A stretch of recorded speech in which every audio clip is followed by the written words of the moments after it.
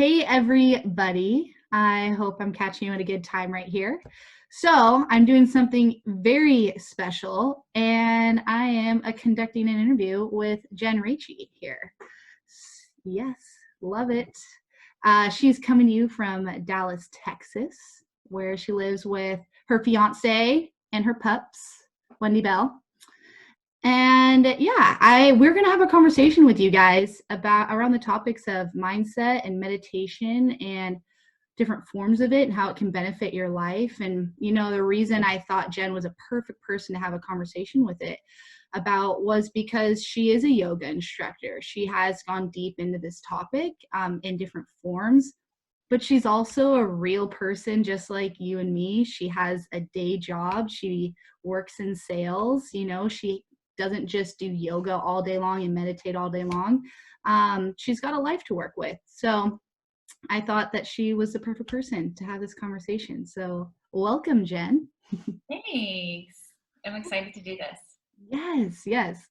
I am equally. So to get started, I guess we can kind of just back it up here. How did you even become, so I'm assuming that meditation maybe followed after becoming a yoga instructor. Is that correct? Yeah, so for Like, me, how did that all start, like becoming a yoga instructor? so I stumbled upon yoga in college.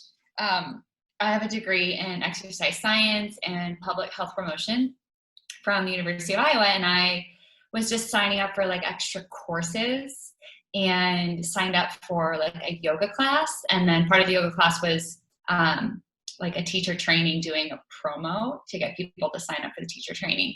So I took a class and immediately enrolled. I was like totally hooked on the idea of having a physically oriented like thing or focus, being an athlete and not having sports anymore. Like I didn't have a physical outlet.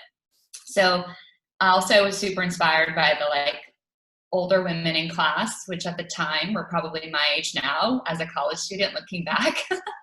They were just so strong and I was struggling. And so I immediately was drawn for the physical benefits, but soon after that, I realized that it was more about the journey inward than the physical benefits. And so meditation was kind of the byproduct of yoga practice. And really, yoga and meditation are kind of the same thing. But for me, meditation was initially kind of discovered through the form of movement. Yeah. Wow. Yeah. That's quite the little journey you've been on. Wow. So how many years has it been now that you've been practicing yoga? So I did my first training in 2004. So what is that, 16 years? Yeah, it's a long time. So, but I immediately started teaching right away. So I didn't really have a journey of like being a yoga student and then doing teacher training. It started as enrolling in teacher training because I was just wanting to master it. And yeah, it's completely changed my life for sure. Oh my goodness. That is like the definition of just diving in completely blindfolded, right? It's not, you didn't just dip your toes in, like you went head first. And that right there, I think is an amazing thing to recognize, is that a lot of people, I think, wait until it's the perfect time or wait until they know a little bit more. It's like, oh, I can't. Oh my goodness. Sorry, my dog. Come here, Lils. Good girl.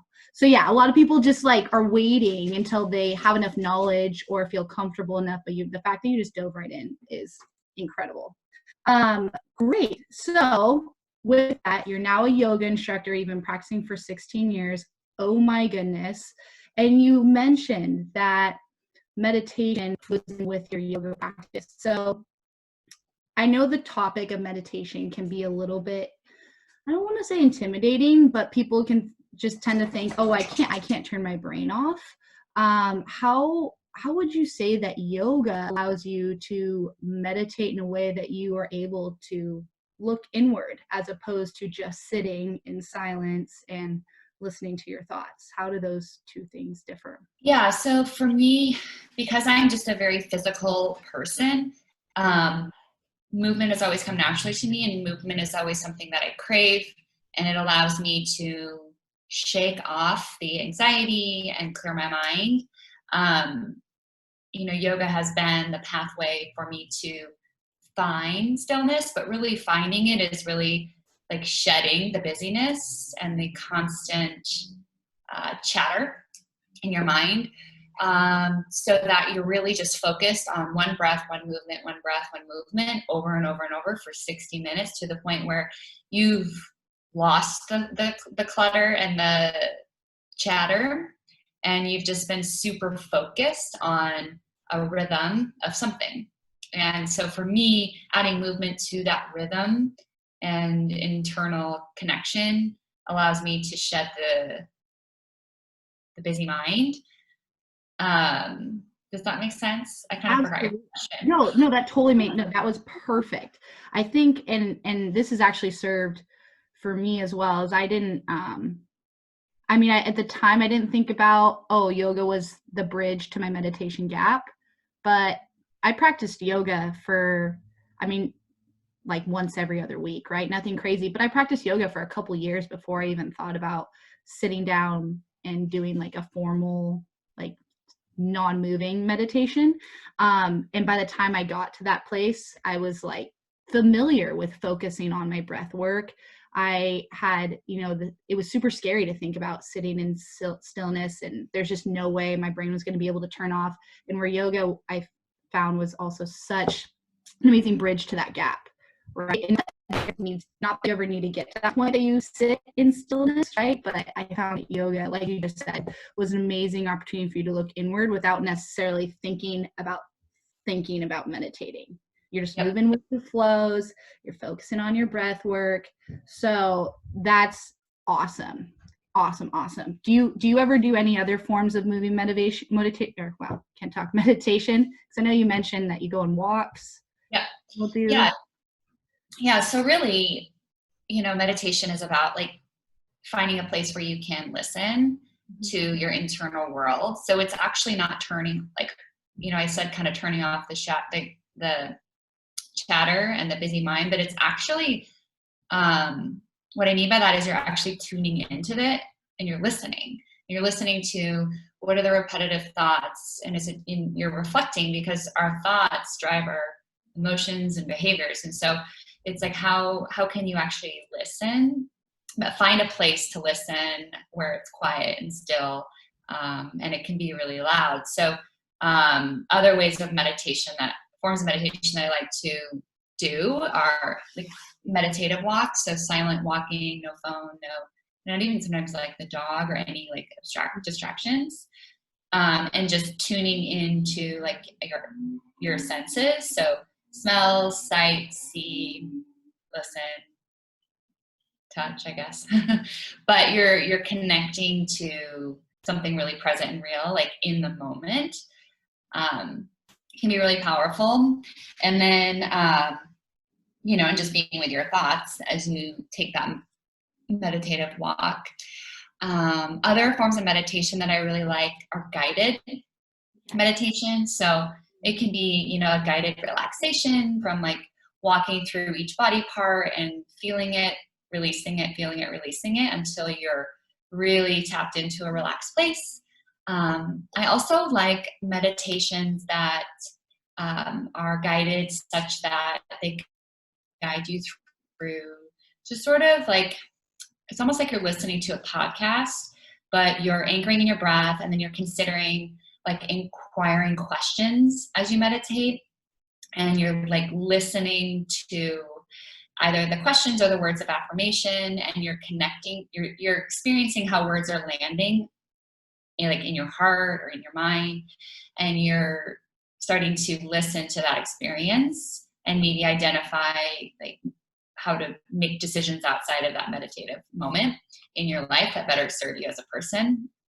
So I tend to lean towards guided meditations in the morning, because being in, I work from home, or I'm working on the road when we can travel. So I'm always like busy and thinking about my agenda and my day, or I'm on the go. And so as soon as I wake up in the morning, it's like my mind is going.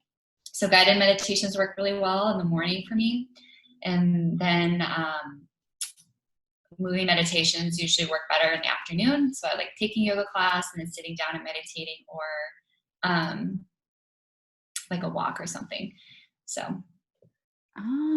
First off, you said so many juicy things in that little clump right there.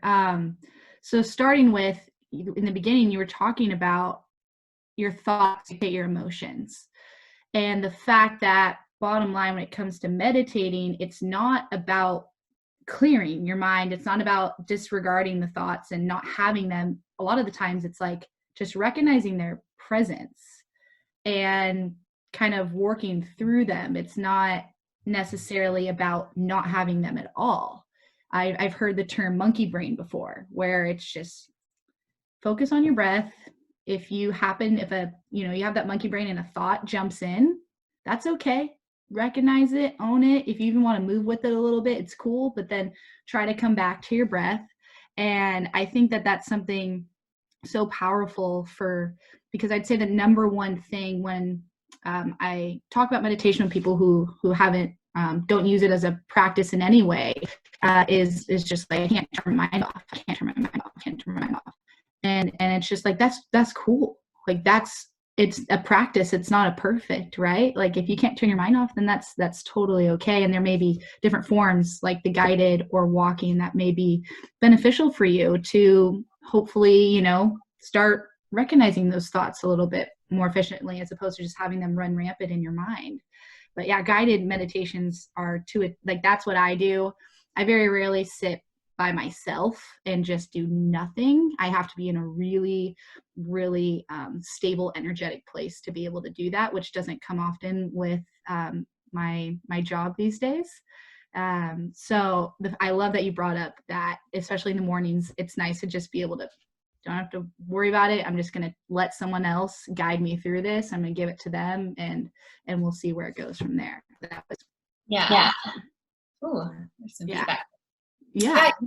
Guided meditation helps you organize your thoughts, and it can take you into like an organized journey within your thoughts to gain an understanding, recognize what's true and maybe what's not true, within your thoughts, so that you can align with more of like truthfulness versus, the I'm not good enough, or I'm not worthy, or, things like that. So it's recognizing the loop of thoughts that you have, and are you circling in truth, or are you starting to be able to recognize some of those thoughts that aren't productive or helpful, and you can start to detach the pull that they have, within yourself.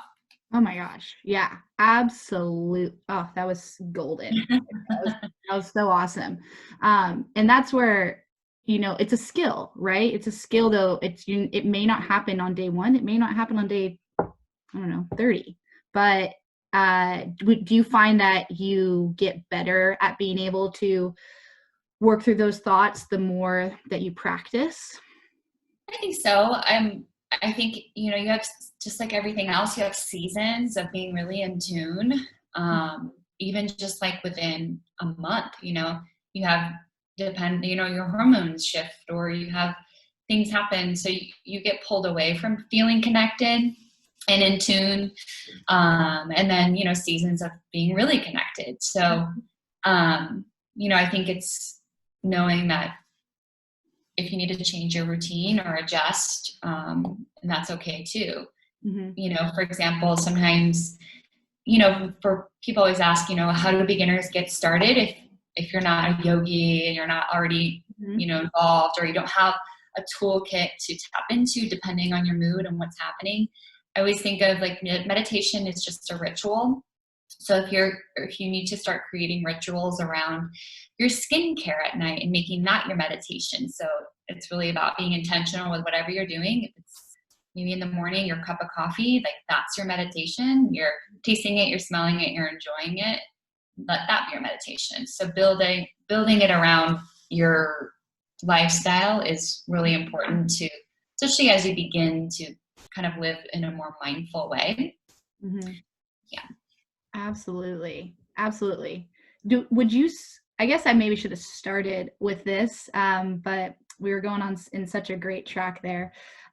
Why so going back to the rookie or the person that's not a yogi or that's never done it before, why should they even consider starting some sort of mindful or meditation practice? Why would that be something that's beneficial to them? I think, especially now in today's world, we're bombarded by so much information all the time that it's easy to get distracted, and it's easy to get derailed from your focus or where you're going in your life. And so I think it's really important to meditate or have some sort of kind of meditative practice, just because it's all about connection. In a really digitally connected world, I think we are internally very disconnected in general. And so it's powerful to be able to unplug and, again, listen to what's happening internally, because you're in, all you have is yourself, and your body and your mind is your, right, your, what is it, your pyramid, what is the word? It's your, not Mind, your body, pyramid. soul. Your temple. Oh yeah, there you go. Your pyramid. Your pyramid. I guess your temple could be a pyramid. Yeah. But it's all you have. And so, there's so much suffering, and it all happens inside, right? So it's, especially now with so much uncertainty and just so many challenges with social media and expectations in life and relationships, it's really challenging to move through life without connection to yourself, your thoughts, connection to whether it's like a spirit, God, whatever it may be. There's like an anchoring that happens that's really important to be grounded and not be rattled when life throws you uncertainty, because it always will. So. Oh, yes. So first of all, the internal disconnection, I think so on point with this world, especially in this time. It's been interesting navigating through this time of COVID-19, and people are all saying, let's turn outward to our technological communities, right? Between social media and Zoom calls and finding other ways to communicate with people, because, we're all alone right now. And it's been interesting to see how, I've been seeing how a lot of my friends and family have been going through this, and a lot of my clients and peers, and just how people are really starting to struggle with the lack of connection, even though we're all communicating a lot. We're texting a lot, we're Zooming, we're on social media a lot more. And it's, when you learn to be more connected with yourself, and let me know if you would agree with this, when you learn to be more connected within yourself, all of a sudden the attachment to the external things in this world and the attachment maybe to other people starts to dwindle a little bit. And it kind of ties into the definitions of like loneliness is like feeling the heartstrings being attached to external things. And then there's being alone, where it's like you are just with yourself and you're comfortable with yourself and you're cool with it. You're like, me and myself and I are totally fine here.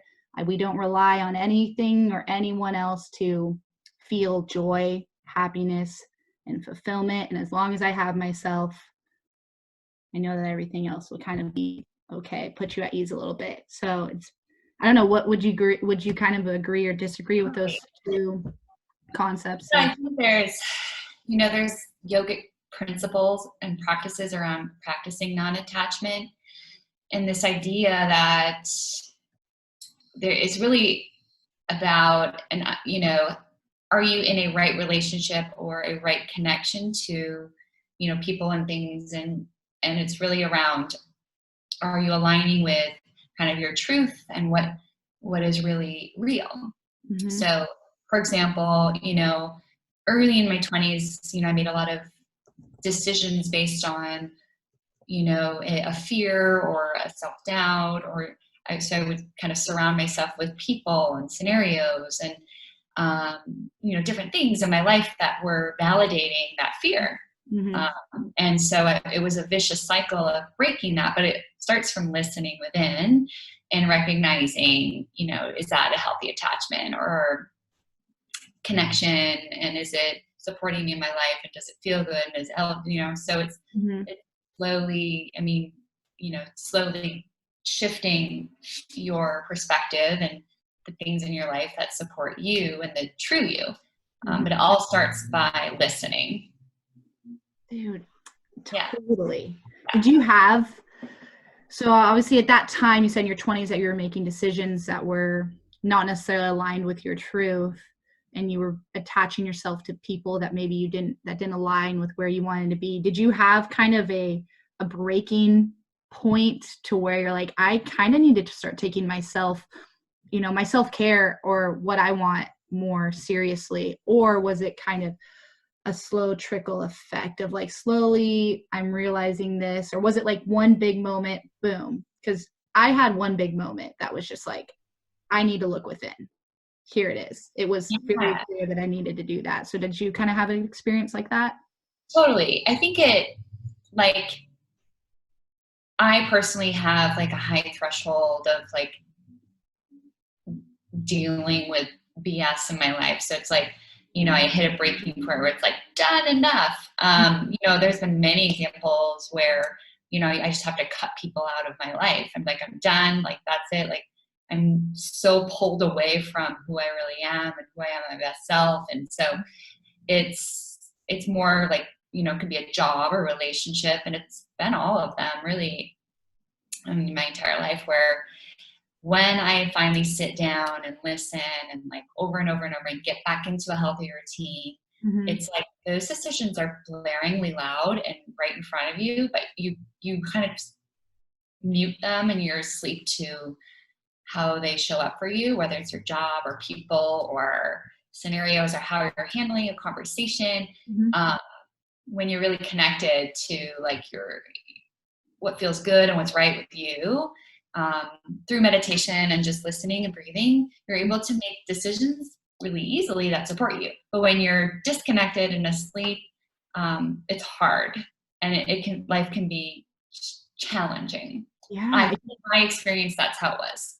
Totally. No, that was, I think that's where a lot of people are right now. I mean, you hope that you don't get to a point where like all of a sudden something crazy extreme has happened. I need to make a drastic change, which has proven to promote long-term changes, those experiences. But you don't want people to do that. You would rather it be like, I kind of feel like I'm living this fog.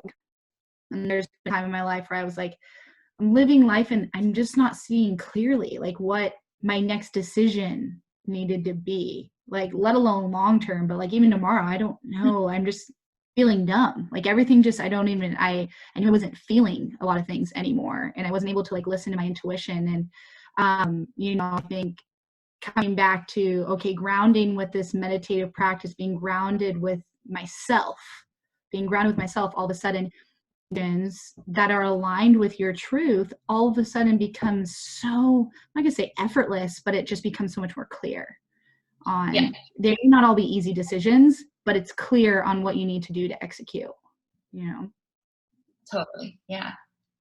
So and going into this kind of, I guess maybe, well, no, it kind of relates to what we've been talking about, but like you said, cutting certain people out, and that's, it's a tough, first of all, that statement in itself is pretty like cutthroat, it's like, boom, done.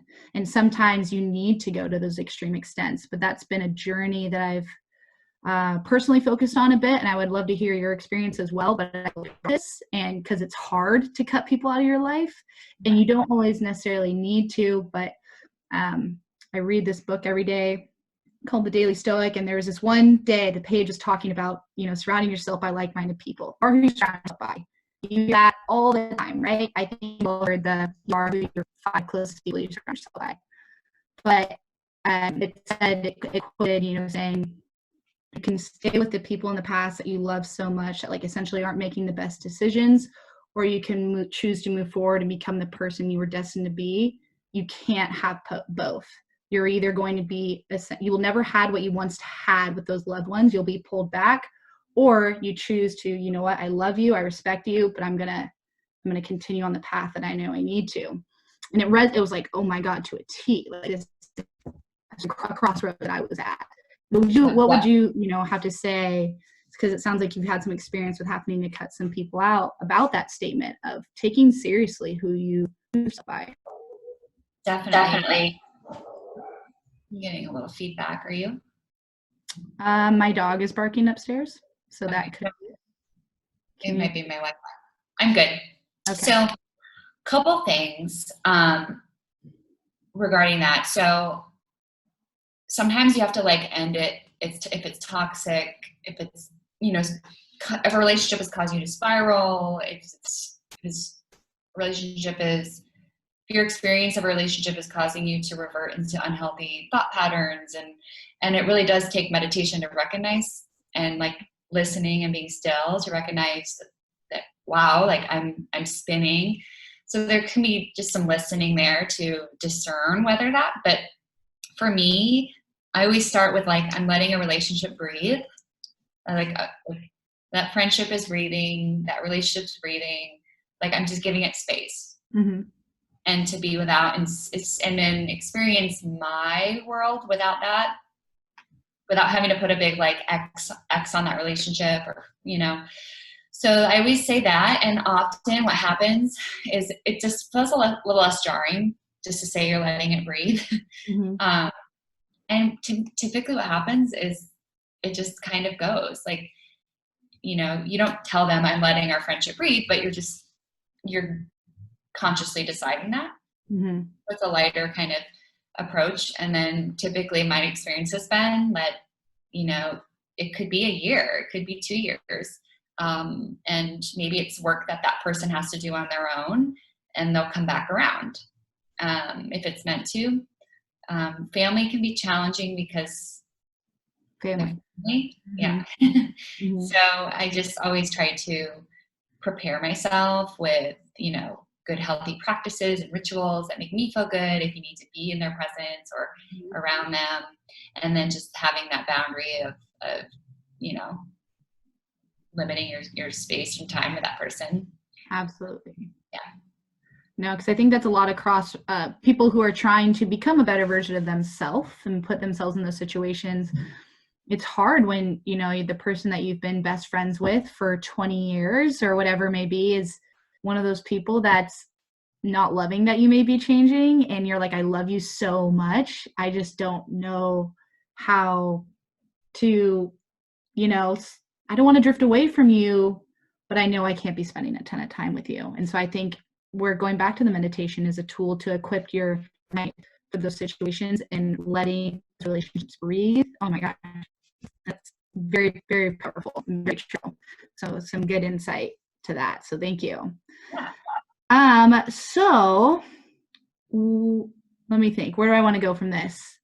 So where would you recommend first timer start with their meditation? Out of all the options that we've talked about, where would you recommend that a first timer, like, this is where you should go? Is a certain guided one that you love?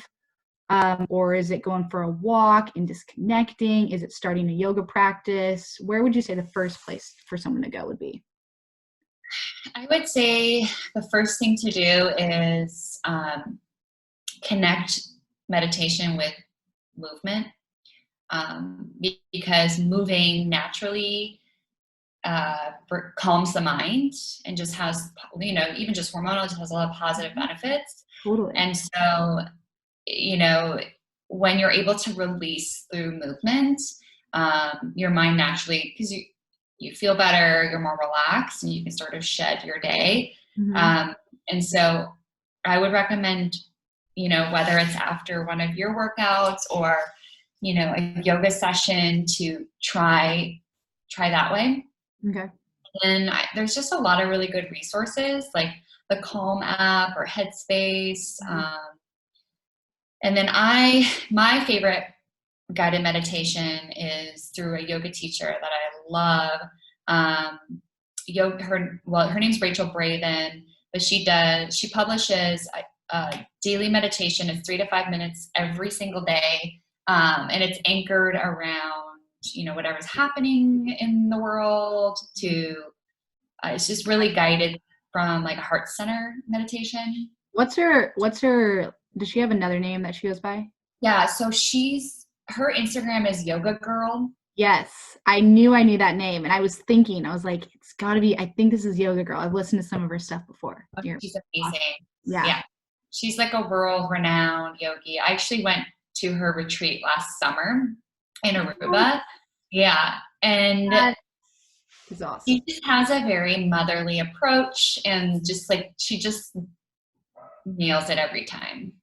So. No, absolutely. Very relatable approach. Very, very relatable. Finds a way to meet people where they're at, but from a place of like, she's dealing with the masses here. She's not doing just one-on-one. No. Okay, good. I love that you referenced her. That's awesome. Okay, great. Any others? Or is that, yeah? I think it's a great place to start. So movement, associate breath work essentially with movement somehow, and disconnecting. So whether it be a workout with me, a yoga flow from you, going outside on a walk, and just doing nothing but breathing. Sometimes it may mean to leave our pets at home.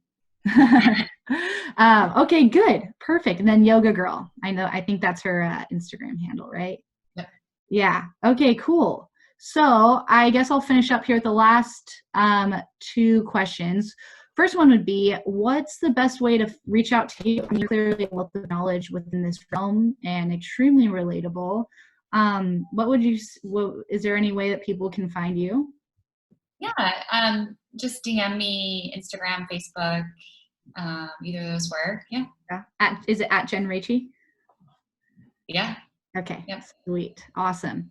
Okay, cool. Well, I know I'd asked you if we could do this beforehand, and if not, it's totally cool. But if you're feeling in a good headspace, do you mind taking me through like a 5-minute breath series or meditation or something like that? Is that something? Yeah. Let's do it. We're going to do, just because it's like my first go-to that I always do, Mm-hmm. like when I'm teaching. Okay. It's called metta meditation. Okay. And it's really just a meditation on affirmations. And the idea is that you repeat the phrases after me in your own mind. And we'll go through them a few times. And as you're going through them, see if you connect to one of the phrases more, or if things are kind of bubbling up inside you a little bit more. Okay. One of the phrases and the other, like just notice how the things land on your body and your mind. Okay. Awesome. Yay. Okay, cool. So find a tall seat. Maybe roll your shoulders. And try to have, if you're sitting in your chair, which I think you are, but if you've moved, my eyes are closed, I can't see. Move to the floor, totally cool. But if you're in your chair, ground both of your feet flat, and then just lean forward away from the back of your seat, so your spine is nice and tall. And then just take a deep breath in through your nose, fill up your lungs. And at the top of your inhale, hold your breath, so your lungs are full, you're feeling expansive. And take another sip of air in to stretch your lungs and ribs a little deeper. And then open your mouth, exhale.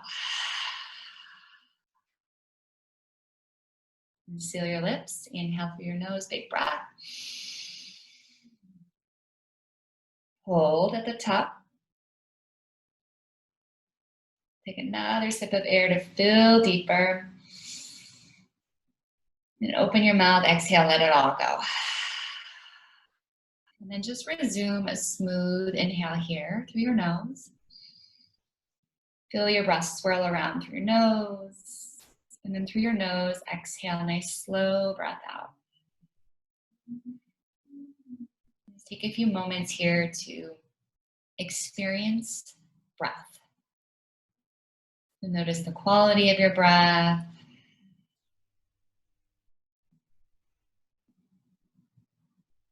Maybe notice if your inhales and exhales are the same duration, or one is shorter or longer. Almost as if you've transitioned into a witness of your own breathing.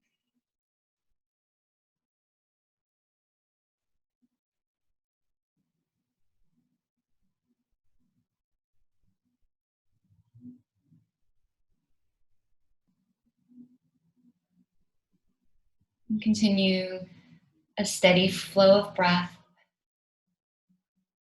and begin to repeat each phrase after me as I say them out loud. And again, notice how each phrase lands within you. Notice if there's a reaction or a sensation that bubbles up. Right? And see if you can just stay in the space of awareness and breath.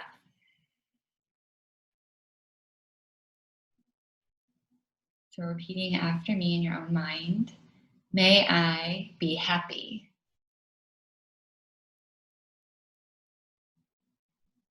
May I be healthy.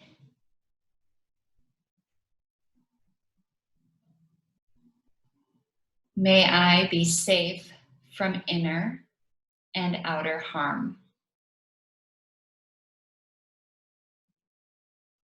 May I live with ease and well-being.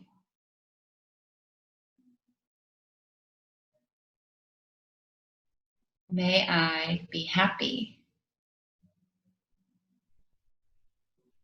May I be healthy.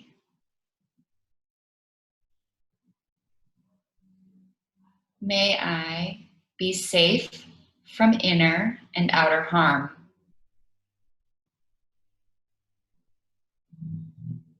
May I live with ease and well-being.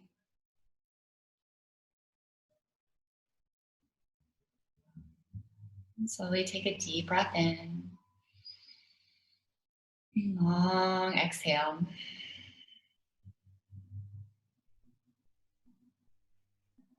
In this last round of metta phrases, I want you to bring to mind a person in your life that you would like to send these out to. And typically, it's the person that comes to mind first. And sometimes it's someone that may need it, or maybe someone you're challenged with in your life. And so considering that person, and again, experience what it feels like inside to repeat the phrases after me for and to this person. May you be happy. May you be healthy. May you be safe from inner and outer harm. May you live with ease and well-being.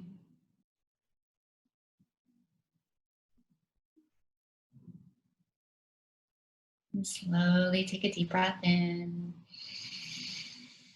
Fill up your heart space and open your mouth. Exhale. And slowly blink your eyes open.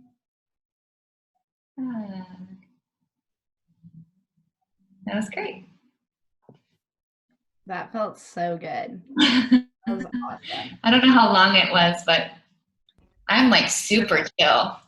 That was perfect. That was perfect. I also love, obviously haven't gotten to do a ton of live opportunities with this, right? So like being able to actually have you real time doing that, I think was even a little bit more, it got me a little bit more in the right, I think, headspace than just the guided ones I've been doing lately. So yeah, that was awesome. Thank you so seriously so much for doing that. I really, really appreciate it. So stay on for a sec, but yeah, that was awesome. Okay, thank you so much, Jen. Thank you.